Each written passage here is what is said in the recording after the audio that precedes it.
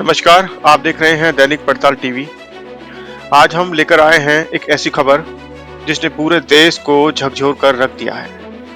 इंदौर की सोनम रघुवंशी, जिसकी शादी को महज 28 दिन हुए थे, अपने पति राजा रघुवंशी की हत्या की साजिश रचने के आरोप में गिरफ्तार हुई है। हनीमून के लिए शिलोंग गई इस जोड़ी की कहानी प्यार से शुरू हुई थी, लेकिन खत्म हुई खून, विश्वासघात और साजिश के साथ। आइए इस सनसनीखेज मामले की पूरी कहानी आपको विस्तार से समझाते हैं।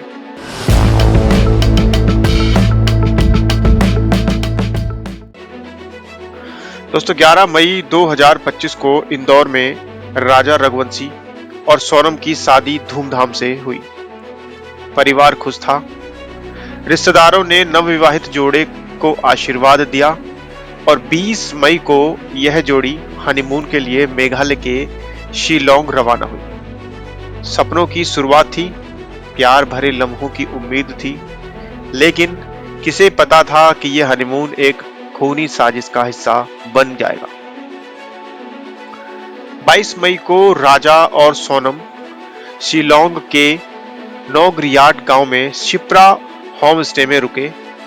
अगले दिन 23 मई को सुबह 6 बजे उन्होंने चेक इन किया और इसके बाद दोनों के मोबाइल बंद हो गए। 24 मई को मावलियाट से 25 किलोमीटर दूर ओसरा हिल्स की एक पार्किंग में उनकी स्कूटी लावारिस हालत में मिली। जंगल से उनका सामान बरामद हुआ और 2 जून को वैसावा डोंग झरने के पास एक गहरी खाई में राजा का शव मिला। उनके हाथ पर बने टैटू से उनकी पहचान हुई, लेकिन सोनम वो वहां से गायब थी।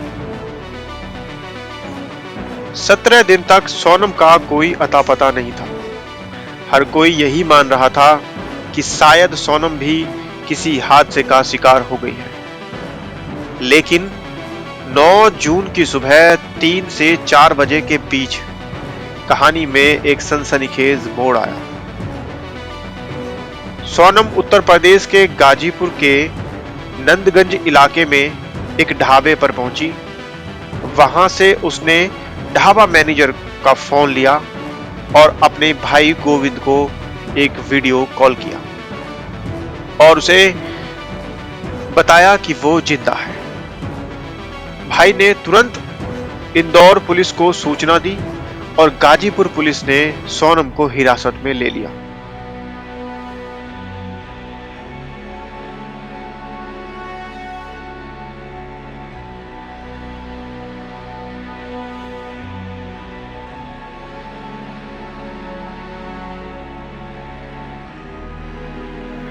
शिलोंग के एक होटल के बाहर की सीसीटीवी फुटेज में सोनम और राजा एक बैग लेकर स्कूटी पर नजर आए।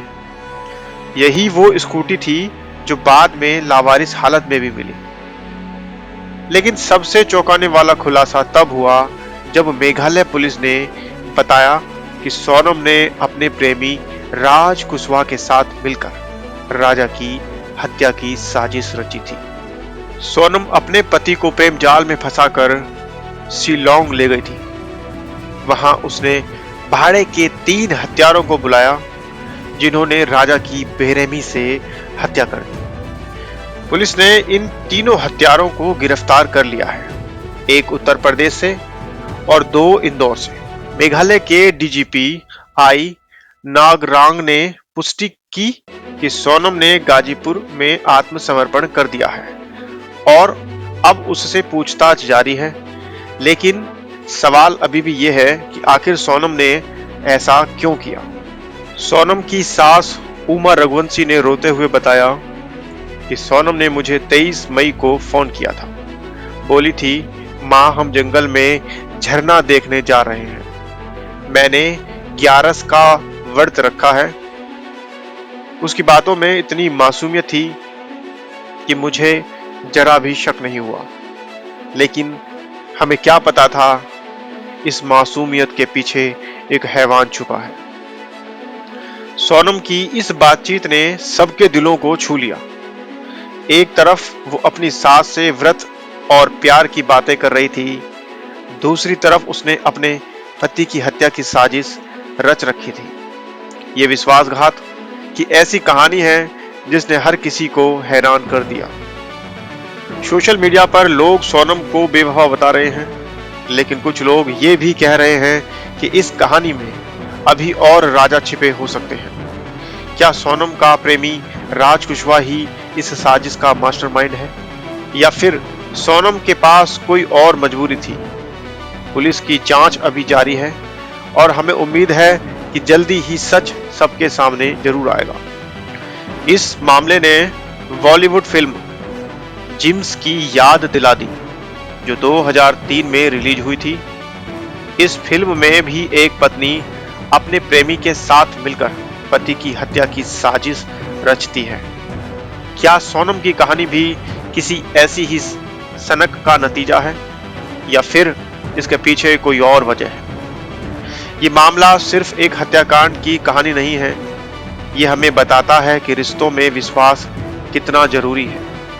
प्यार और शादी जैसे पवित्र बंधन को विश्वासघात और साजिश का शिकार नहीं बनाना चाहिए। हमारी अपील है कि अपने रिश्तों में पारदर्शिता और ईमानदारी बनाए रखें।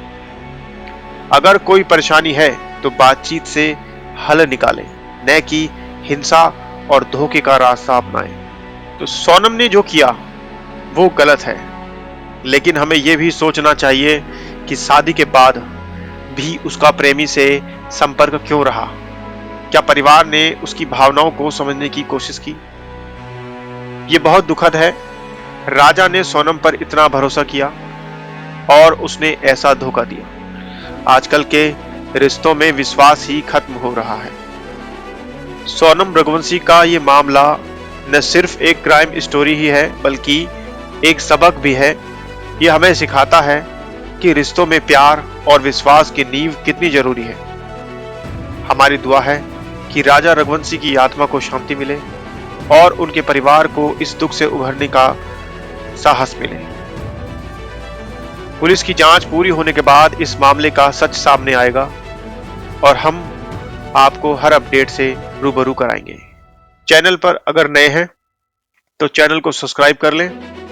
अगर आपके पास इस मामले से जुड़ी कोई जानकारी या राय है तो हमें कमेंट बॉक्स में जरूर बताएं।